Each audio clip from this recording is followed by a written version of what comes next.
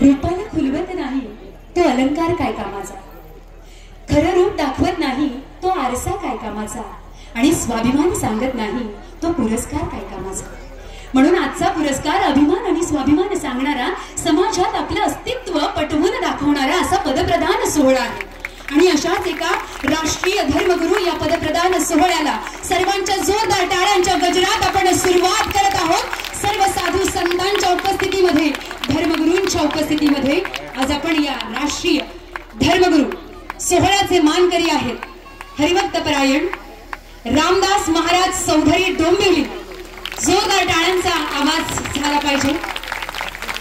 वारकरी संप्रदायामध्ये शक्ती आणि भक्तीची उपासना करताना राष्ट्रीय धर्मगुरू हे पद लोकांनी सरदैव आणि सहर्ष मनाने समाजाची सेवा करताना लोकांनी दिलेली ही बिरुदावली असते. आणि या संमेलनाच्या दृष्टीनं आजच्या या सोहळ्याला